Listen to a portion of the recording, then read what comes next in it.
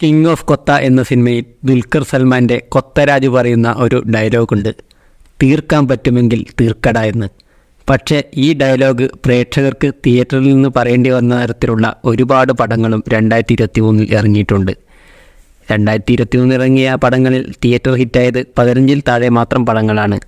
വൻ ഹൈപ്പിൽ വന്ന് ഒരുപാട് ചിത്രങ്ങളും മുൻനിര നടന്മാരുടെ ചിത്രങ്ങളും തിയേറ്റർ ടോർച്ചറായി മാറുന്നതും നമ്മൾ കണ്ടു. ഇത്തരത്തിലുള്ള കുറച്ച് പടങ്ങളെക്കുറിച്ചാണ് ഇന്നത്തെ വീഡിയോ. ആദ്യമായി കിങ് ഓഫ് കൊത്തയെക്കുറിച്ച് തന്നെ പറയാം. അഭിലാഷ് ജോഷിയുടെ സംവിധാനത്തിൽ ദുൽഖർ സൽമാൻ പ്രധാന വേഷത്തിലെത്തിയ ചിത്രം ഷൂട്ടിംഗ് തുടങ്ങിയതിൽ തന്നെ വൻ ഹൈപ്പിലായിരുന്നു. ചിത്രം ഒരു പാൻ ഇന്ത്യൻ റിലീസായിട്ടാണ് ഇറക്കിയത്. പക്ഷേ പാൻ ഇന്ത്യൻ ചിത്രമാകുന്നതിനുള്ള ഒന്നും കിങ് ഓഫ് കൊത്തയിൽ നിന്ന് കിട്ടിയില്ല. പഴയ വീഞ്ഞ് പഴയ കുപ്പിയിൽ തന്നെ ഇറക്കിയപ്പോൾ ചിത്രം ഒരു തിയേറ്റർ ടോർച്ചറായി മാറുകയായിരുന്നു. 3 മണിക്കൂറിനടുത്ത് ഉണ്ടായിരുന്ന ചിത്രം പ്രേക്ഷകരുടെ ക്ഷമ പരിശോധിച്ചു. ചിത്രം ബോക്സ് ഓഫീസിൽ തകരുകയും ചെയ്തു. നിരവധി ട്രോളുകളും ഏറ്റുവാങ്ങി. ബാന്ദ്ര.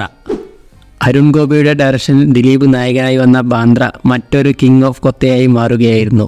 ഉദയകൃഷ്ണയായിരുന്നു റൈറ്റർ.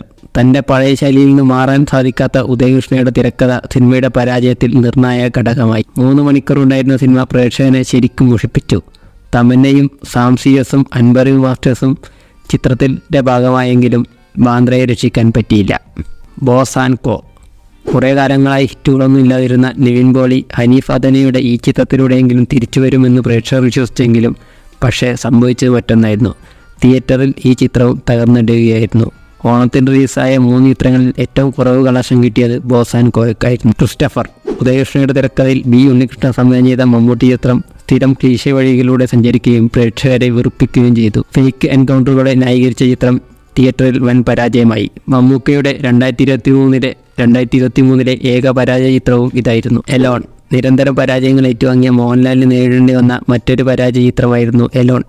ഷാജി കൈലാസിൻ്റെ സംവിധാനത്തിൽ പുറത്തിറങ്ങിയ ചിത്രം തിയേറ്ററിൽ ആള് കയറാതെ വൻ പരാജയമായി. 1 കോടിക്ക് താഴെയായിരുന്നു സിനിമയുടെ തിയേറ്റർ കളക്ഷൻ. ധൂമം. കന്നഡ സംവിധായകൻ പവൻ കുമാർ ഡയറക്റ്റ് ചെയ്ത ഫഹദ് ഫാസിൽ ചിത്രം ധൂമത്തിന് തിയേറ്ററിൽ നിന്ന് നേരിടേണ്ടി വന്നത് വൻ പരാജയമായിരുന്നു. പ്രേക്ഷകരെ വളരെയധികം നിരാശപ്പെടുത്തിയ ഒരു ഫഹദ് ചിത്രമായി ധൂമം മാറുകയായിരുന്നു. 2023 വലിയ തിരിച്ചടികൾ നേരിട്ട ഒരു നടനായിരുന്നു ആസിഫ് അലി. അദ്ദേഹത്തിൻ്റെ ഇറങ്ങിയ 3 പടവും തിയേറ്ററിൽ പരാജയപ്പെടുന്ന കാഴ്ചയാണ് നമ്മൾ കണ്ടത്. മഹേഷും മാരുതിയും, കാസർഗോഡ്, എ രഞ്ജിത്ത് സിനിമ എന്നീ 3 ചിത്രങ്ങളും തിയേറ്ററിൽ വൻ പരാജയമായി. 2023 ഏറ്റവും അധികം സിനിമകളിൽ നായകനായി വന്നത് ധ്യാൻ ശ്രീനിവാസനായിരുന്നു.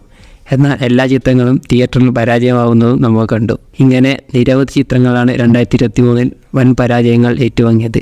2023 മലയാള സിനിമയുടെ ബോക്സ് ഓഫീസ് പ്രകടനത്തെക്കുറിച്ച് എന്താണ് നിങ്ങളുടെ അഭിപ്രായം? കമൻറ്റ് ബോക്സിൽ രേഖപ്പെടുത്തുക.